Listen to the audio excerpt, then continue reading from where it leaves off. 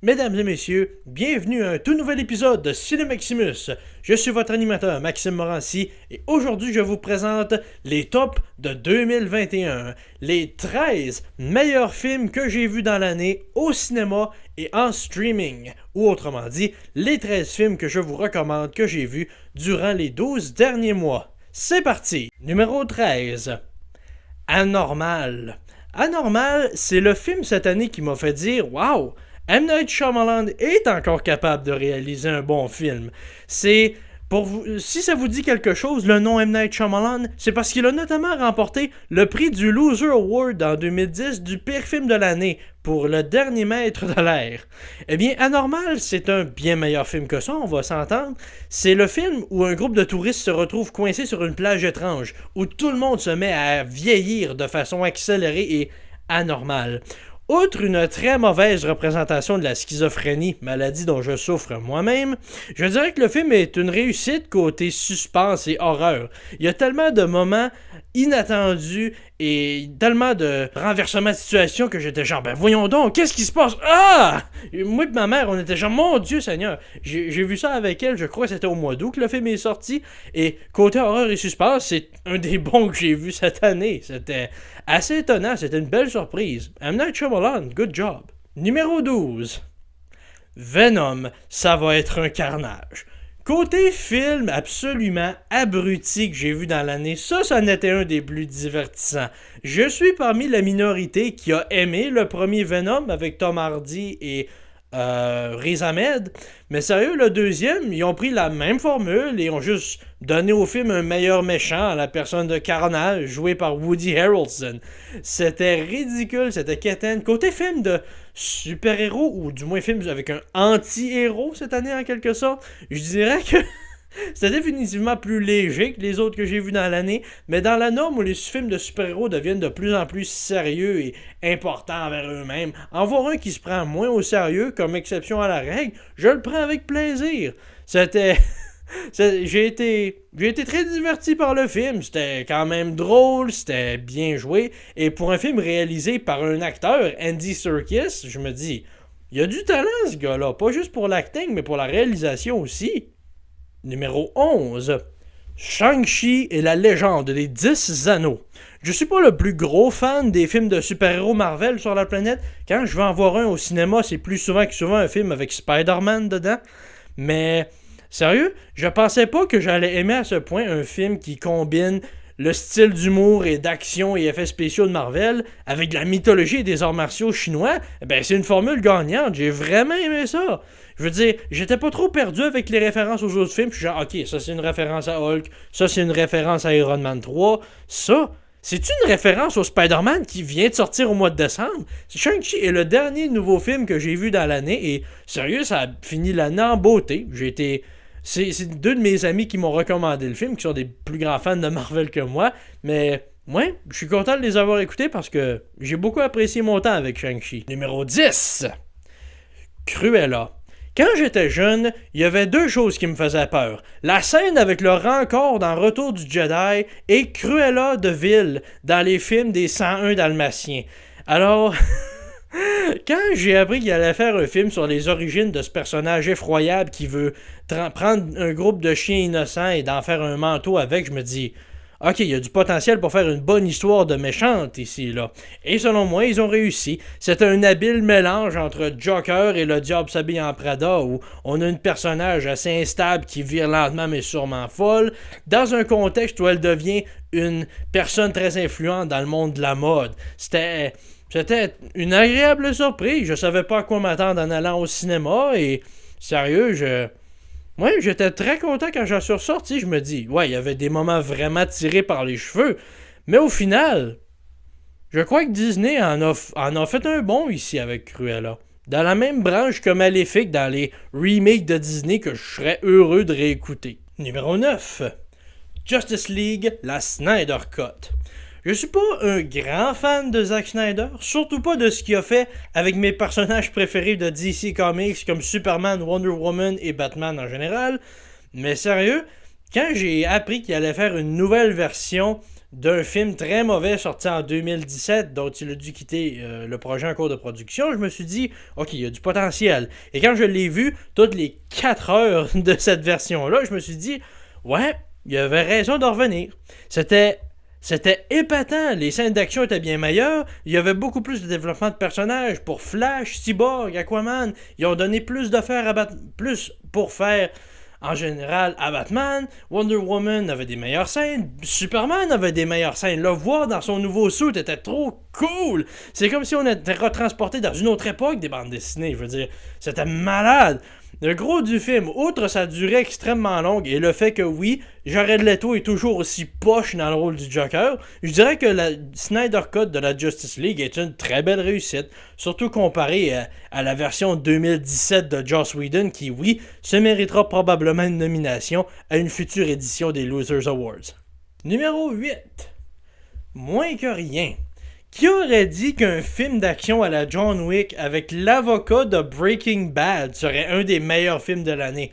Je savais pas du tout à quoi m'attendre quand j'ai vu le film, je crois que c'était en avril de l'année dernière, et j'étais épaté, j'étais époustouflé, j'étais genre wow, Bob Odenkirk est une bonne star de film d'action. C'était totalement inattendu. Il a prouvé que non seulement il était drôle, mais qu'aussi il était badass. Même Christopher Lloyd était dans le film et il était très bon lui aussi. Sérieux, c'était vraiment bon. Si le film aurait eu un meilleur méchant, je crois qu'il aurait pu s'insérer dans mon top 5. C'était un des grands films que j'ai vu cette année. C'était à plus petit budget, moins grande distribution.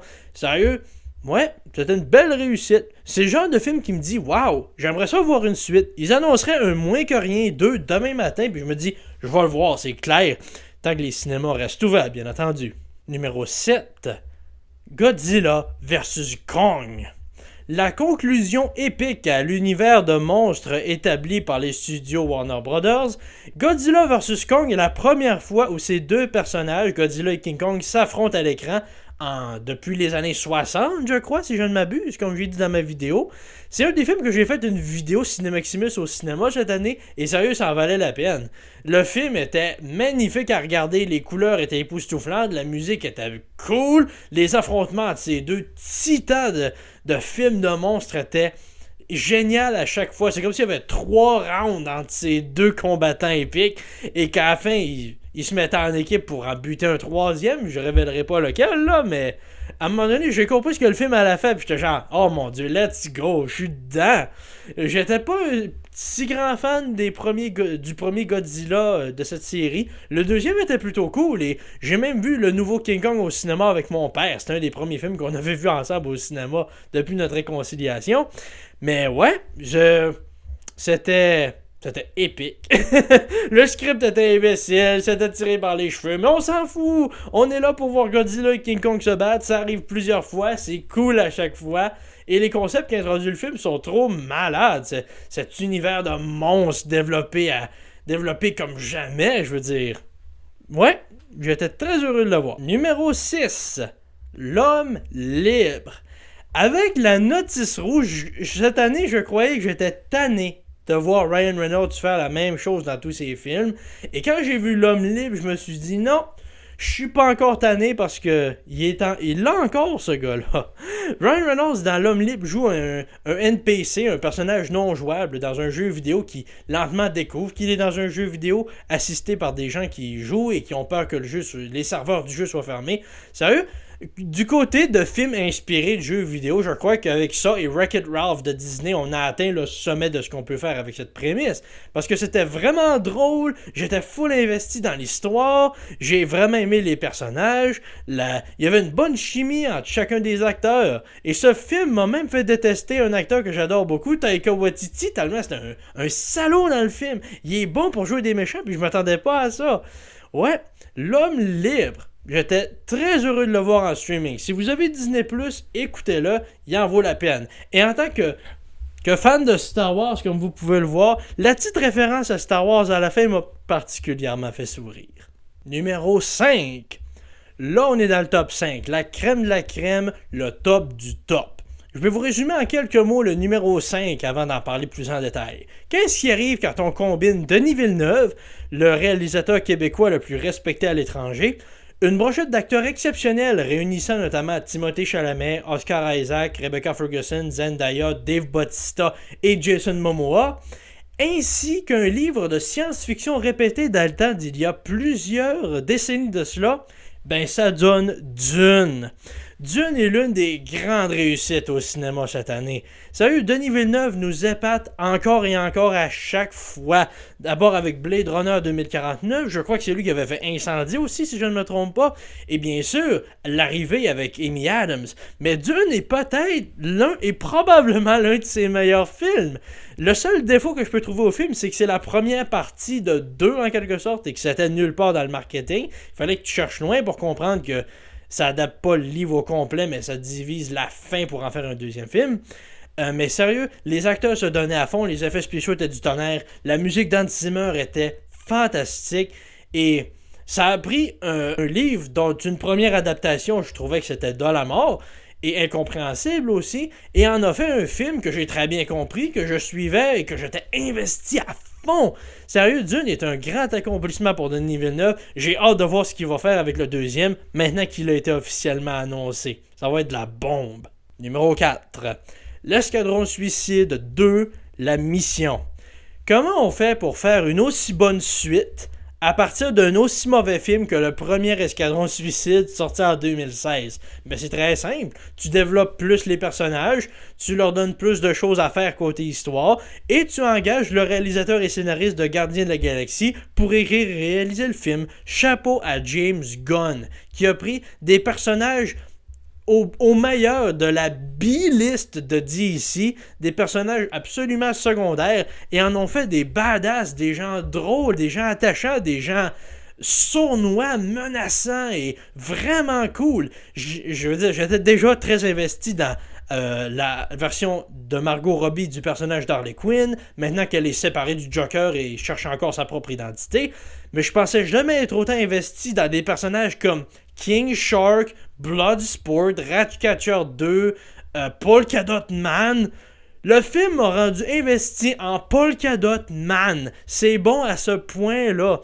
Oui, c'est brutalement violent à des endroits, mais ça montre la réalité de l'Escadron Suicide. C'est des missions tellement dangereuses qu'on envoie juste des gens à qui on n'a aucun espoir pour faire la mission, et ça rajoute de la tension avec les personnages. Certains qui veulent accomplir la mission, d'autres qui disent « Ben non, il faut qu'on sauve ces gens, on peut pas faire ça. » C'était une des bonnes surprises. Et parlant de bonnes surprises, la musique de John Murphy. Une des pièces à la fin, Ratism, m'a pratiquement mis en larmes dans la salle de cinéma. J'étais genre, ce qui se passe à l'écran est absolument dégueulasse. Mais la musique, par contre, est absolument magnifique. Une grande réussite qu'a le deuxième Suicide Squad. S'il en faut un troisième, moi j'embarque, là. Je suis in. Let's go. Numéro 3. Là, je triche un peu parce que le film est sorti en 2020 dans le monde entier, mais est sorti aux salles de cinéma québécoises en 2021. Alors, je le compte pour cette liste.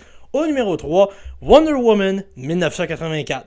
Déjà que j'avais beaucoup aimé le premier Wonder Woman, j'ai trouvé que celui-là améliorait bien des éléments du premier film. Il a approfondi la chimie entre Diana et Chris Pine, Steve Trevor, le nom de son personnage. Il nous a amené des meilleurs méchants que Ares en Cheetah et comment il s'appelait? Maxwell Lord, joué par Pedro Pascal, qui s'éclatait dans le rôle. Il nous a amené une histoire avec une meilleure morale, il nous a amené des meilleures scènes d'action et une meilleure musique. Encore une fois, signé par Hans Zimmer. Il était vraiment chargé cette année. Il y en a encore une autre soundtrack, mais dans le prochain film que je vais parler. Le gars, il est inépuisable. Mais sérieux, Wonder Woman 1984, c'était le premier nouveau film que j'ai vu cette année, puis je me suis dit, ok, ça c'était une expérience incroyable que j'ai eu au cinéma. Il faut que j'y aille plus souvent cette année, non seulement pour ma chaîne, mais aussi pour mon plaisir en général. C'était vraiment la meilleure façon de commencer l'année. Numéro 2. Là, je vous le dis tout de suite, les films en numéro 2 et en numéro 1 sont les deux seuls films cette année auxquels je donnerais aisément un 10 sur 10. Les autres sont proches, mais ces deux-là, j'hésiterai pas une seconde. Au numéro 2, nous avons le 25e James Bond, le dernier film que j'ai vu avant mon accident où je me suis cassé la cheville. Mourir peut attendre. Le dernier des James Bond mettant en vedette Daniel Craig, ça paraît qu'il était investi dans le personnage parce qu'il s'est dit « Ok, Je vais, oui, quitter James Bond, mais je vais offrir la meilleure performance dans un dernier James Bond pour n'importe quel acteur.